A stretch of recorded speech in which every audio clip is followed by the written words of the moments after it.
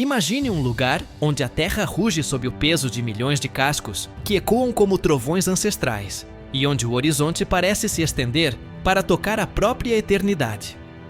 Estamos prestes a entrar em uma terra que desafia a lógica moderna e nos reconecta a um estado primordial e visceral. O Quênia não é simplesmente um país marcado no mapa da África Oriental. É uma experiência sensorial que agita a alma e desperta instintos que pensávamos estarem adormecidos há milhares de anos. Aqui, a vida é medida pelo nascer e pôr do sol, pela chegada das chuvas e pelo pulso constante de uma natureza que não pede permissão para existir. Mas além da vida selvagem que todos sonhamos em ver, existe uma fascinante história humana. Uma resistência silenciosa, liderada por mulheres que decidiram reescrever suas próprias leis em aldeias onde a figura masculina é apenas uma lembrança distante. Preparem-se, porque o que vocês estão prestes a ler não é uma simples descrição geográfica, é um convite para olhar nos olhos da mais pura liberdade. Curta, inscreva-se e compartilhe. Vamos começar. Vamos falar de números, mas não como fatos frios e concretos, e sim como a magnitude de um milagre.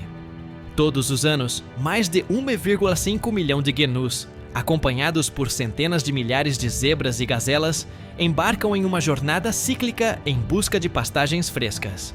É a Grande Migração, um espetáculo que deixa sem fôlego qualquer um que tenha a sorte de testemunhá-lo.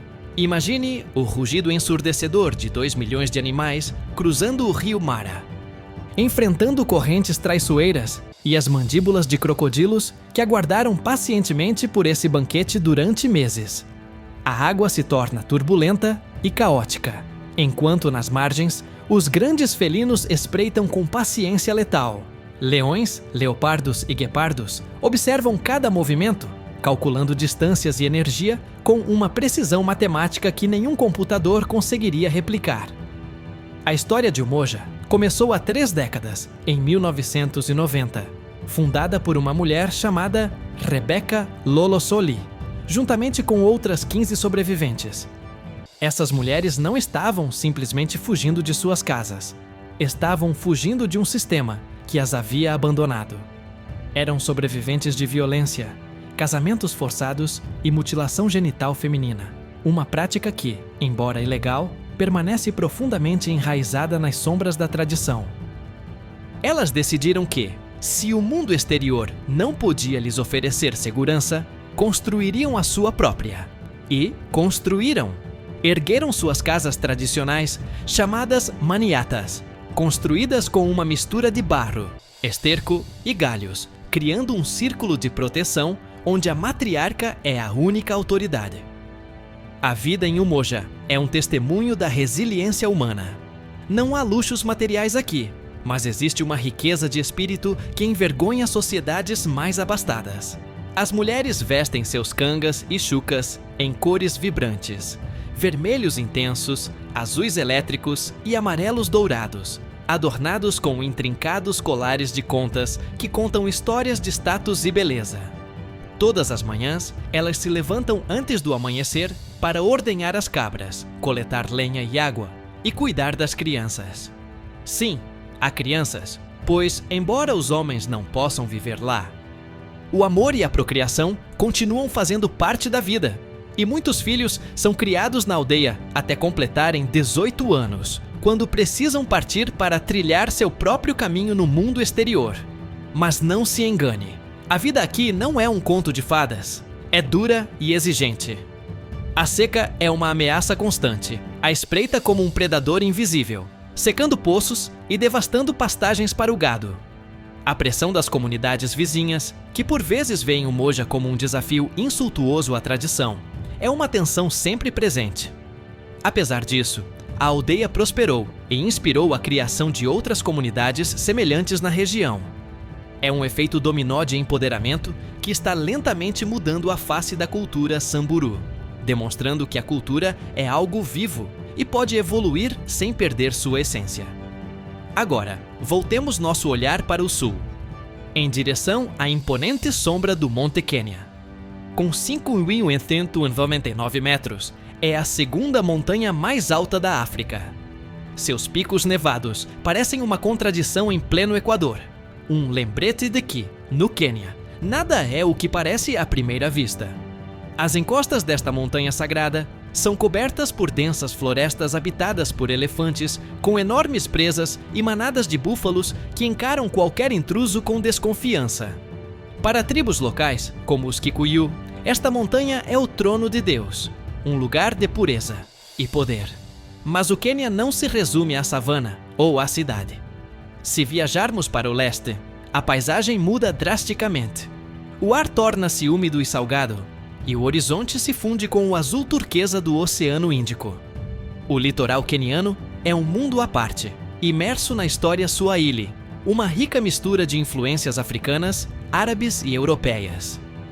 Lugares como Lamu, uma ilha onde o tempo parece ter parado desde o século XVII et.me., convidam-nos a nos perdermos em suas ruelas estreitas.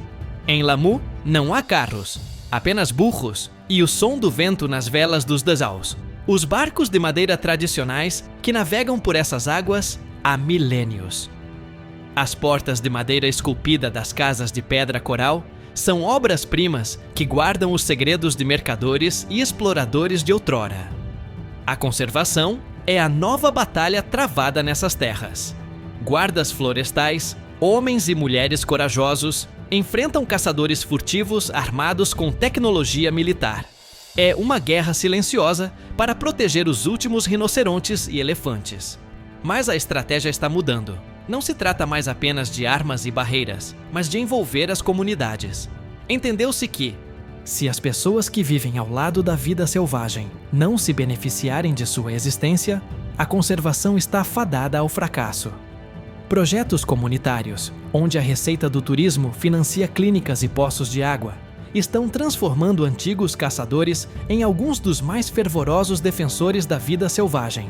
Nesse cenário de conservação e transformação, as mulheres de Umoja e de outras aldeias semelhantes desempenham um papel crucial. Elas demonstram que o respeito pela natureza e o respeito pelos direitos humanos caminham juntos. Ao protegerem seu meio ambiente e sua cultura, elas também protegem o futuro de seus filhos. Plantaram árvores em áreas desmatadas, gerenciaram o pastoreio para evitar o esgotamento do solo e educaram suas comunidades sobre a importância de viver em equilíbrio com o ecossistema. Elas são as guardiãs de uma sabedoria que combina práticas ancestrais com a necessidade urgente de sustentabilidade. Curta, inscreva-se e compartilhe. Uma viagem pelo Quênia também é uma viagem culinária. Não podemos ignorar os sabores que definem esta terra. O gali, um mingau denso de fubá, é o alimento básico do país, sempre acompanhado de sukuma wiki, couve refogada com cebola e tomate. O nome sukuma wiki significa literalmente superar a semana, referindo-se à capacidade deste prato econômico de fazer os recursos durarem mais. Ou nyamashoma, carne grelhada comida com as mãos, compartilhada entre amigos em um ritual de camaradagem. E para beber, um chá chai doce e temperado, fervido com leite e bastante açúcar, uma herança da influência britânica e indiana que se tornou uma bebida nacional indispensável. Mas há algo mais profundo. Algo não imediatamente visível, mas palpável. É o ritmo. O Quênia tem seu próprio ritmo. Não é o ritmo frenético do relógio ocidental que nos força a correr sem rumo. É o ritmo de não, não. Devagar, devagar. Em Swahili significa devagar, devagar. Não é preguiça, é uma filosofia. É entender que coisas importantes levam tempo. Uma árvore não cresce em um dia. Um relacionamento não se constrói em 1 minuto. Não, não. Isso nos convida a desacelerar, a olhar para a pessoa com quem estamos falando, a cumprimentá-la adequadamente antes de começar a negociar ou pedir algo. É uma lição de humanidade que, se você a adotar, o transformará para sempre. As vestimentas tradicionais de diferentes grupos étnicos constituem outra linguagem visual fascinante. Os Samburu e os Maasai, primos próximos em cultura e língua. São famosos pelo uso de cores e miçangas, mas, ao observarmos os Turkana, vemos impressionantes colares de miçangas sobrepostas, que alongam visualmente o pescoço e denotam o status social da mulher. Seus penteados, frequentemente raspados nas laterais e trançados no topo, são verdadeiras obras de arte arquitetônicas. Cada elemento, cada cor, cada cicatriz ritual possui um significado. Nada é aleatório. Trata-se de um código complexo, fácil de decifrar, que deixa os observadores de fora maravilhados com sua estética e mistério. Neste ponto, você provavelmente sente que já viu tanto que sua imagem do Quênia está completa. Você visualizou a migração, sentiu o calor de Umoja, inalou o aroma do mar em Lamu e provou o ugali. Talvez pense que entende tudo sobre este país, o mais selvagem, a terra dos contrastes extremos. Mas deixe-me dizer algo com total honestidade. Mal arranhamos a superfície. O que exploramos até agora é apenas a fachada visível, a camada externa de um organismo muito mais complexo e profundo. Existem segredos guardados nas profundezas das florestas sagradas do povo Kaya, no litoral, onde os anciãos protegem totens ancestrais que ninguém fora da tribo jamais viu. Há histórias de espiões e exploradores da era colonial que deixaram rastros de intriga nos clubes de cavalheiros de Nairobi. Histórias que superam qualquer romance policial. Há festivais no Lago Turkana, onde tribos que raramente interagem se reúnem em uma explosão cultural que desafia a imaginação, com danças que fazem a terra tremer e cânticos que invocam os ancestrais. E ainda nem mencionamos a verdadeira magia. Não aquela que envolve truques, mas a magia dos curandeiros tradicionais, que possuem um conhecimento botânico que a ciência moderna está apenas começando a explorar. Plantas que curam, venenos que paralisam e rituais que garantem a chuva. O misticismo está entrelaçado na vida cotidiana de maneiras que o Ocidente esqueceu. Você se atreve a descobrir o que se esconde por trás das máscaras cerimoniais? Você quer saber como é passar uma noite sozinho na imensidão de Tsavo, onde os leões são considerados maiores e mais ferozes do que em qualquer outro lugar, devido a um passado sombrio de canibais durante a construção da ferrovia. A verdadeira aventura começa quando você para de olhar e começa a ver, quando para de ouvir e começa a escutar.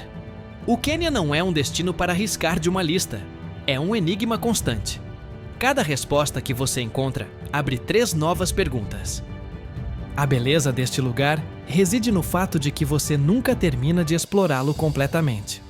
Ele sempre tem uma surpresa na manga, uma paisagem escondida, uma história não contada que vai te deixar sem fôlego. O que se segue, caso decida continuar esta jornada, nos levará a lugares onde os mapas se confundem e as lendas ganham vida.